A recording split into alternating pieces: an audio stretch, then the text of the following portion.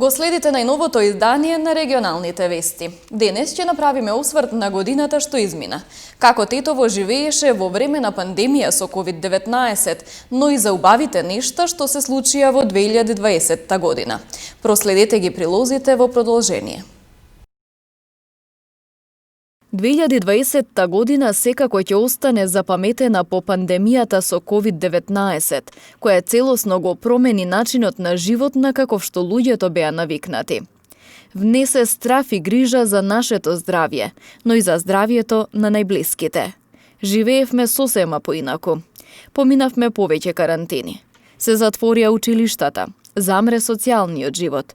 Кризата не ја преживеа многу помали бизниси. Прво, забрана на сите јавни и приватни собери без разлика на обемот и бројката на учесници, концерти, театри, кина, спортски сали, теретани. Понатаму кафетериите и рестораните да работат со скратено работно време. Маска, дистанца и миење раце се најчесто употребуваните зборови во 2020-та.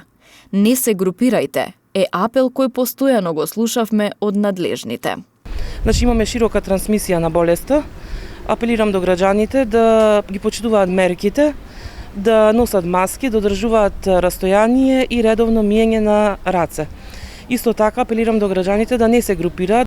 Во Тетовскиот регион според статистичките податоци, во февруари имало 4 случаи на COVID-19, додека во март 13. Бројките пораснаа во јуни и јули, а преодна стабилизација имаше во август и септември. Најголем раст е забележан во ноември, кога се регистрирани дури 1573 ново заразени лица. Високи бројки имаше и во декември и октомври. Ноември беше и најцрн месец со 57 смртни случаи, како последица од компликации на болеста. Во март, кога започнаа рестриктивните мерки во земјава, имаше препораки дека постарите лица како ризична група треба да останат дома. Да се подсетиме на Ана Тимосиевска од Тетово, која во тие моменти ја покажа својата хуманост и беше пример за другите млади лица. Два пати во неделата Ана Тимосиевска од Тетово ги купува потребните намирници или лекови за својата 81 годишна баба. Свежиот зеленчук и овошје е секогаш дел од нејзиниот список. 27 годишната Ана со личен пример покажува како младите лица можат да им помогнат на постарите, особено во вакво време, кога од сите се бара одговорно однесување. Со оглед на тоа дека повозрасната група на луѓе спаѓа во ризичната категорија граѓани заради појавата на вирусот COVID-19, препораките на надлежните се постарите лица да останат дома. На тој начин, младите се оние кои се нивна поддршка и помош.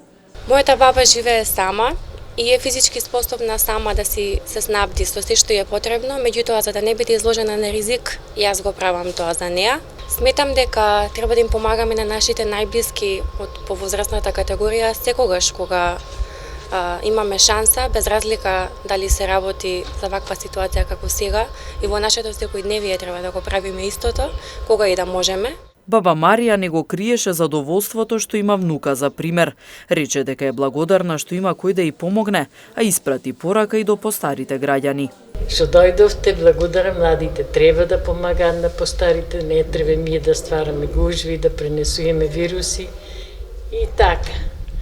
Кажете ми, имате апел до другите постари лица? Па колку што можам да контактирам телефонски, може. Се трудиме да не излагаме.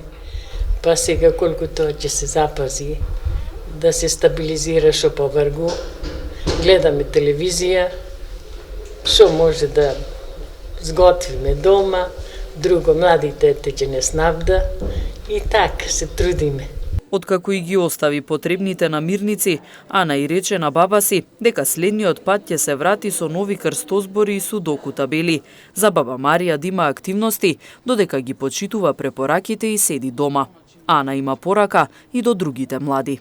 Апелирам до сите млади кои што се во можност да им помагаат на своите најблиски, да бидат тука за нив кога им е најмногу потребно, бидејќи ако не биле тие, каде би биле и ние сега. Кога училиштата беа затворени, наставниците вложуваа големи напори за учениците да не заостануваат со наставата. Добиваа лекции со подготвени примери и задачи. Добар ден, ученици, и добре дојдовте во видеолекцијата по македонски јазик за второ оделение. Импровизација и постојано барање на разни начини и методи преку дигиталните алатки, како да се продолжи воспитно-образовниот процес. Со овој предизвик се соочуваат просветните работници во земјава. Сонја Трифуновска е оделински наставник од Тетово на 12 ученици. Само работното место е поинакво, од дома, но учењето, вели, мора да продолжи. Особено кога имате второ одделенци, на кои целата ситуација и не им е баш јасна, но никако не смеат да ги загубат работните навики за учење. Преку видеолекции, квизови, презентации и на разни други начини по кои постојано трага, се обидува да биде во контакт со учениците. Во групата што ја имам направено, нашата група се вика Трета генерација цветови, им ги поставувам задачите на учениците. Например, прва задача за 23 март е да се проследи презентација со квиз, а потоа во тетратката да ги решат задачите од наставното ливче. Исто така поставувам и например наставни ливчиња и повратно барам од учениците откако ќе ги решат да ги сликаат и да ми ги испратат на електронска пошта. Целата ситуација ќе остави некоја празнина во образовниот процес, смета Трифуновска, која веројатно, вели, ќе се пополнува следната година. Најголем проблем во моментов е немањето пристап до интернет на бројни семејства, односно отсуство на можност за вклучување во е-настава. Јас би рекла дека има поголем проблем со тие ученици кои што немаат можности да се вклучат во е-настава, односно кои што немаат ниту компјутер, ниту пак интернет, ниту било каков електронски уред. Конкретно јас во моето оделение имам родители кои што немаат дома интернет и јас комуницирам преку телефон само, им давам задолжение на учениците и на тој начин само успевам. Тука е најголемиот проблем, мислам, но со тек на време ќе наоѓаме алтернативни решенија сигурно за да го надминеме и овој проблем. Иако наставниците се дома, трудот кој сега го вложуваат е дупло поголем, вели оваа наставничка. Горда на својата професија, се надева дека можеби целата оваа ситуација ќе влијае на тоа, конечно нивната работа многу повеќе да се цени и почитува. Нашите сограѓани кои привремено престојуваа во други држави, преку онлайн комуникација ни го пренесуваа нивното искуство со пандемијата. Во месец април, кога ситуацијата во Италија беше кризна, доктор Иво Бошковски со потекло од Тетово раскажа како тамошниот медицински персонал се справува со пандемијата. Со почетокот на кризата, со пандемијата на SARS-CoV-2 вирусот и COVID-19 синдром кој што, добро знаете, предизвика пандемија, една од најпогодените земји, веднаш после Кина, добро знаете, беше Италија, со тоа што беше погодена индустриската зона на северот на Италија, тоест Ломбардија, со илјадници мртви. Буквално не бевме спремни, тоа значи во рок од 24 сата до 48 часа се адаптиравме на главната ситуација. Можам да зборувам за нашата болница, а исто така за северот на Италија, кај што соработувам со луѓе, ендоскописти, гастроентеролози кои што работат таму и знам како се одвиваат нештата. Тоа што се случи кај нас е практично сите активности за елективни, тоест контролни ендоскопи, контролни испитувања од сите делови на сите медицински гранки беа практично стопирани и почнавме само со хитни случаи, малигни болни пациенти кои што имаат потреба од хитни третмани. Практично сите оделенија се затворени, се претворени во оделенија COVID. Ова болница има околу 2000 кревети. Може да замислите буквално каква ситуација има настанато. Истиот период и Ивана Стојановска од Тетово, која престојуваше во Централна Италија, преку видео ни опиша како тече животот таму. Добар ден, јас сум Ивана Стојановска, моментално се наоѓам во Лаквила, Италија, поточно Централна Италија, град близко до Рим. Јас и тројца мои колеги сме дојдени тука за последниот семестар од нашите универзитетски студии да го изучиме тука. Но само што дојдовме, тоа беше кон крајот на февруари, не затекна целата оваа ситуација со COVID-19. За среќа си да сме добро.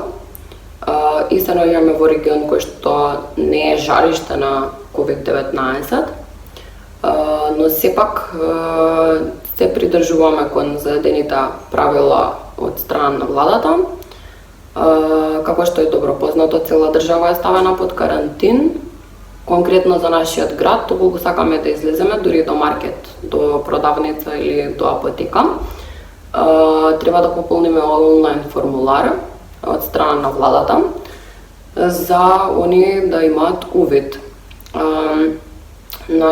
Ние од прилика еднаш во неделата само излегуваме од дома, доколку имаме неопходна потреба, тоа е да си набавиме намирници. Тетовско семејство пак сними песна за да ја испрати короната.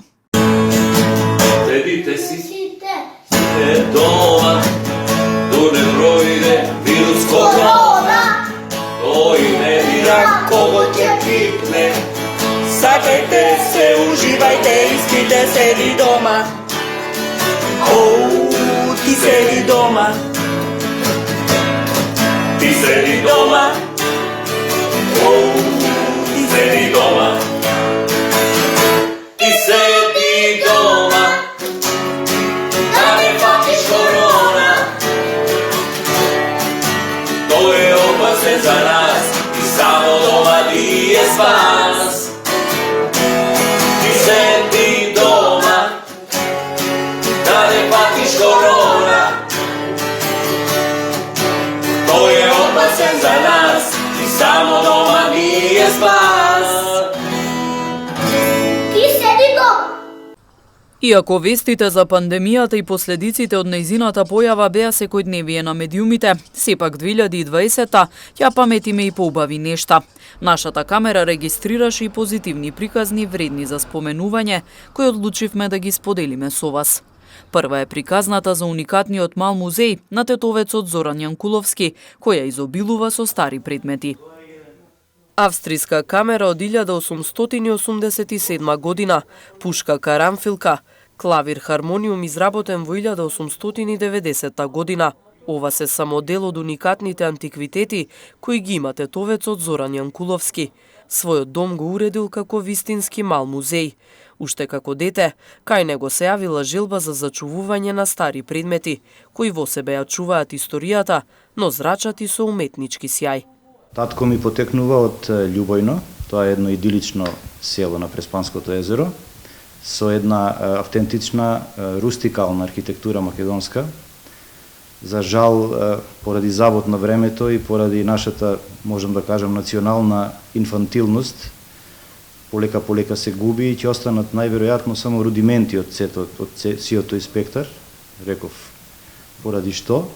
И токму во таа наша куќа која што е целата направена од камен, сите тие предмети кои што за мене беа покрај рустикалноста и многу необични, миризбата од ќошињата на таваните на старата куќа ги имаме неколку, прашливите подови и миризбата од старите книги, од старите документи и списанија, токму тоа ме наведе да предмет по предмет, како што квантитетот на предметите расте, така и возбудата моја со секој купен предмет во оваа пасија секојдневно расте. Значи тоа беше првичната иницијална побуда и желба да, уште како мал, како дете, не знаејќи дека ова навистина ќе прерасне во една поголема страст.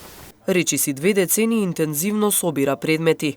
Голем дел од нив се уште се функционални. Секој предмет му е драг. Се што има естетска вредност е старо, за Зоран е важно и интересно. Старите предмети уште ги нарекува сведоци на едно време. Овој клавир до мене е навистина вреден, затоа што е од 1900 година потекнува и е токму таа година на Парискиот саем за нови инструменти музички и пијано прогласен како најубав инструмент за таа година. Исто можем да кажем голема вредност има и овој добро сочуван козметички клавир хармониум од 1890 година. Тука во овој етно дел на застаклениот простор имам пушка карамфилка, стара преку 2 века. Имам стари книги исто од мојот крај, најстарата е од 1671 година. Особено драги ми се како фетиш можам да ги издвојам и морам да ги издвојам грамофоните со труба. Имам 2, едниот е Едисон Бел, стар преку 100 години и е во функција. Другиот е His Master's Voice, меѓутоа не е целосно оригинален, сепак со својата форма пак плени со убавината. Секогаш кога патува со семејството надвор од земјава, наоѓа нови и вредни предмети кои дополнително ја збогатуваат неговата колекција. Зоран со нас сподели што е она што навистина го прави среќен. Со ова не ја задоволувам мојата суета, туку мојата љубов кон овие предмети, затоа што кога сум сам навистина со нив општам на некој начин, со самата реставрација, самата нивна миризба, патина што ја имаат од староста, тоа е тоа што ме прави среќен. Приказна полна со надеж и оптимизам беше и онаа за трансплантациите на срце, откако за првпат во нашата земја се изведе таков зафат. За таквото искуство зборува и Наги Пали од Гостивар. Синоќа за првпат во нашата земја е изведена трансплантација на срце, односно трансплантација од починат донор. На клиниката за кардиохирургија во Скопје по 6 часа операција. Во 2 часот по полноќ беше трансплантирано новото срце во телото на 54 годишен пациент. 2 бубрега од истиот донор се трансплантираа на клиниката за урологија, кај 2 пациенти со хронична бубрежна слабост. Од Сдруженијето на пациенти со механичка циркулаторна потпора на работата на срцето Храбро срце се среќни што конечно работите се придвижија во позитивна насока, бидејќи тие веќе неколку месеци бараат да се започне итна кампања за органодарителство. Значи, ние околу органодарителството во Македонија немаме доволно информации. Јас не би рекол дека тука нашиот народ не знае, си е со ниска свест. Напротив, јас имам високо мислење за мојот народ и мислам дека хуманоста и солидарноста секогаш ја покажувам на дело. Но на нас ни фали една кампања која треба да ги информира луѓето што е законот, што тие всушност по закон можат да направат, што можат да направат по собствена волја. Еве нека ова ноќ биде показател, ова семејство херој да не упати како ние треба и што треба да направиме натаму, зашто ова е нешто што е од највисок ранг на хуманост кај човекот. Досега 3 лица во земјава имаат направено трансплантација на срце, но операциите ги правеле во странски кардиоцентри.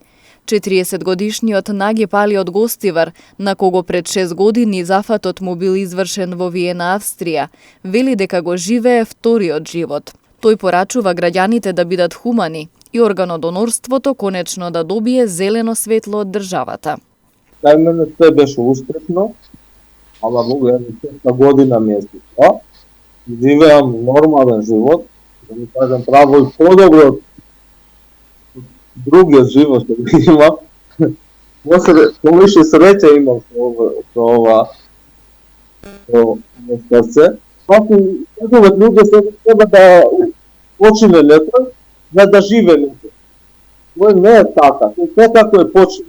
Тој е клинички почина. Тој не може да се спаси. Ако тој не може да се спаси, зашто осум други луѓе да не се спасат и осум што чекат? Од Сдруженијето Храбро срце имаат неколку барања. Сдруженијето Храбро срце ги повикува надлежните институции да ни одговорат на нашите барања во поглед за трансплантацијата, подигнување на националната свест кај народот за органодарувањето.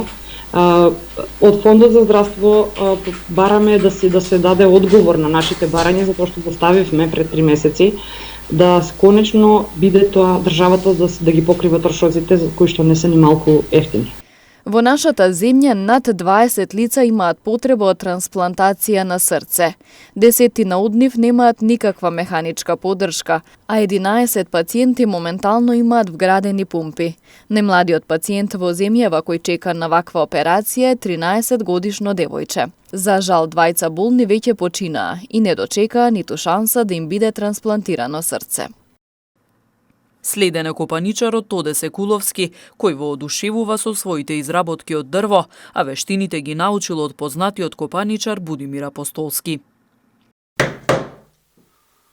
Уште како мал започнал да прави куќички и играчки од дрво. Тоде Секуловски од Тетовска Барвеница од самото детство се занимава со изработка на дрвени предмети. Гледајќи го својот татко како изработува мебел, и кај него се јавила жилба за изработки од дрво. Сега е искусен копаничар, а основата за копаничарството ја изучувал од Будимир Апостолски пишман. Во 2007 во септември почнав кај господинот Будимир Апостолски, тој е веќе познат копаничар во Тетово, и таму една година го изучував овој занает, оваа применета уметност, како да кажем, и од 2008 почнав сам да творам во ова моја ателје овде. Сите вештини што денеска ги знам, ја ги научив кај него, и тој несебично ми го пренесе овој занает, што се вика уште од прв ден кога отидов. Тој прво што ми рече, вика, дали знаеш нешто да црташ, пошто сепак треба да имаш малку артистички сенс за овој занает, малце да имаш и, како да кажем, визија за 3D, пошто сепак ова е резба, сликата е 2D, а сепак резбата е 3D, малку треба да се има повеќе сенс. И од прв ден почнав, ми даде парче дрво, летата ми ги покажа кој зашто и така почнав. Тоде вели дека на ова поднебје најмногу се користи оревот, кој е доста погоден за резба. Изработува најразлични предмети, икони, маски, скулптури, но најмногу се инспирира од видеоигри, а токму за тие дела има заинтересирани купувачи. Кај што црпам инспирација од видеоигрите, има доста интерес, бидејќи интересни се и делата. Додека зависи за што е делото. Порано, на почетокот кога почнав, најмногу работев икони, пошто учителот мој тоа го работеше и почнав со иконите. И гледам дека тогај немаше многу интерес, пошто такви мотиви младите не многу ги интересира и гледам никој не дошол да ми спомне, значи како треба, што треба. Но во последно време кога почнав и со маските да работам и со тие резби од видеоигри, од фантазија, гледам дека интересот има интерес. Потребна е концентрација, бидејќи нема место за грешка, вели Тоде. Тој досега има изработено околу 500 дела од дрво. Го оставивме во неговата работилница, како што вели тој, местото каде го наоѓа мирот, за да продолжи со создавање на нови уметнички дела. Семејството Синадиновски од Тетовско Доброште воодушевува со својата посветеност кон домашното производство. Следува нивната успешна земјоделска приказна. Над 1000 тегли ајвар, кетчап, джем, сладко направиле семејството Синадиновски од Тетовско Доброште минатата година. Произведуваат и домашно сирење и кашкавал. И сега во сезоната на зимници имаат полни раце работа. Ирена Синадиновска, која воедно и член на Федерацијата на фармери, вели дека целото семејство е вклучено во земјоделските активности. Во подготовката сме уклучени скоро сите. Највише сум ангажирана ја, имам помош од сопругот при набавка на зејтин, на други продукти. Синчето исто така, свекрвата ми помага при печење, љупење на пиперот, на све што е потребно. Све користиме наши продукти, пример сирењето го правиме од наше млеко, ајварот го правиме од наш пипер, кетчапот го правиме од наш патлиџан и кромит и други работи што се користат. Во домашните работи помага и 10-годишниот Алексеј, кој вели дека сака да ја наследи работата на неговите родители. Например, за мелење пипер. Некогаш печам, некогаш им помагам доле кај кравите. Берам пипер, им ги ранам кучињата. Јас уште од мал сум со животни и имам љубов кон нив. Од пред 5 години целосно се посветени на производство и продажба на домашни производи и преработки, како регистрирана фирма во која се вработени Ирена и сопругот. Велат Пласман има доколку си посветен на работата. Цените се слични како индустриските производи, но нивните се поздрави бидејќи се домашни. Пласман има, сам ќе се потрудиш, со помош сега и на интернетот, и можеш да се снајдеш сега. Почетокот е секојаш тежок, како и во секоја работа, дури се пробиеш, дури го разберат квалитетот ваш. Во Тетовскиот крај има послаба побарувачка, ама сепак во другите делови од Македонија, посебно во градот Скопје, е голема заинтересираност. Домашното е поздраво, пред се јас сум пораснала со домашни производи, мојата мајка секој се трудела да има домашно направено. Сакам и моето дете исто да расте со домашна храна и со здрави продукти. Разликата е голема. Кој пробал домашен ајвар и кој пробал индустријски ајвар, ќе ја примети разликата. Пример, домашниот ајвар, кога ќе ја свртиш, не тече на капакот да се преврти. Значи е добро испражен, добро исцедена пиперката. Синадиновска се надева дека продажбата ќе се зголеми ако нивните производи се пласираат во маркетите и на зелените пазари, според новите мерки на Агенцијата за поттик на развој на земјоделието, со кои се предвидува продажба на земјоделски производи од куќен праг, како можност за развој и унапредување на работењето на земјоделците. Најмногу радуваат приказните кои имаат позитивен исход. Со помошта од хуманите граѓани и нашата објава на нивните приказни, 2 семејства од Тетово успеаја да соберат средства за да ги решат своите проблеми. Тоа се 6-членото семејство Стрезовски и семејството Ристовски од Тетово. Не пречека на влезот на нивната трошна куќа за да ни ги каже убавите вести. Злате Стрезовски од Тетово вели дека се уште постојат хумани луѓе, кои му помогнаа во периодот кога му беше најтешко. Откако ја објавивме сторијата за неговото семејство, веднаш ги посетила екипа од Центарот за социјални работи. Благодарение на нивни сограѓанин, децата сега можат да следат настава на компјутерот кој досега беше нефункционален, а добиле ветување и за 2 лаптоп компјутери.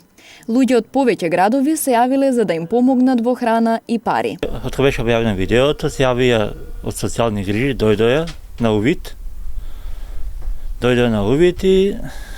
И ми рекоа дека следува детски додаток за децата, сите деца во школа што ми одат. И дека ми следува социјален стан, ама станот треба да се плати во општина. Кога и како што има огласи да се подадат документите. И се јавија многу луѓе за помош, дури и стариот недотрен компјутер ми го средија, го направи да може да се користи. И се јавија за некои луѓе сака да ми донираат пари, и отворив регистрацијна сметка отворив. Стрезовски е благодарен на сите кои што му помогна, иако вели дека ова не е долгорочно решение. Сепак е разочаран од фактот што мораше да побара помош преку медиумите, наместо државата да се грижи за нив, како и за семејствата како неговото. Јас сум одел во социјални грижи, ми вика дека не следува. Сега, откако се јавим телевизија, следува се. Ја немам да разберем ситуацијава. Зарем требаше да се појави на телевизија да се осети државата дека има вакви случаи. Стрезовски остануваат да живеат во куќата под наем, со надеж дека еден ден ќе имаат сопствен кров над глава и дека 4 деца ќе имаат достојни услови за живот и образование. Граѓаните на нашата земја, но и селениците во странство ја покажаа својата хуманост. По апелот за помош на семејството Ристовски од Тетово, за само 6 дена се собрани средствата потребни за целокупното лекување на малиот Михаил, кој има парализа на левата рака како резултат на повреда при неговото раѓање. По реакциите кои излегоа во јавноста и од Белградската клиника, од семејството појаснуваат дека освен за акупунктурата во болницата, парите се наменети и за дополнителни трошоци. Благодарност до добрите луѓе преку кои што успеавме да ги собереме паричните средства кои што ни беа потребни за лекување на Михаил. Воедно сакам да се заблагодарам и на Белградската поликлиника Виталис, која што на нивна иницијатива излезе во наш пресрет и ни донираше 10-дневна акупунктурна терапија, која што за нас ќе биде бесплатна. Сакам да разјаснам дека финансиските средства кои што беа побарани не се целокупно за болницата, тука спаѓа, треба да се најде и базен, физикална терапија во друга клиника или болница и тука спаѓа престој, пат и трошоците кои што идат попратно со сето тоа. Михаил на првата сесија во болницата е планирано да замине во втората половина од јануари идната година, велат од семејството. Една сесија трае 10 дена од терапијата, помеѓу две сесии треба да има 1 месец пауза. И на нас ни се потребни повеќе сесии за тоа што не знаеме кога ќе пушти нервот. Бидејќи ги имаат потребните средства, Ристовски апелираат граѓаните повеќе да не донираат пари. Важен јубилеј кој несомнено треба да се одбележи е и прославата на 70 години постоење од Државното музичко училиште Тодор Скаловски Тетоец од Тетово.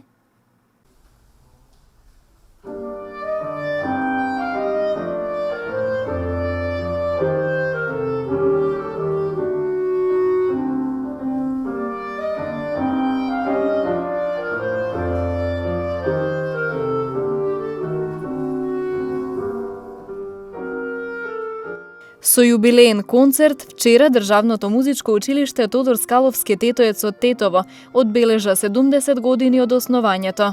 Пред присутните настапија ученици и поранешни ученици кои денес се професори. Поради пандемијата концертот се одвиваше со мал број на поканети гости и по протокол.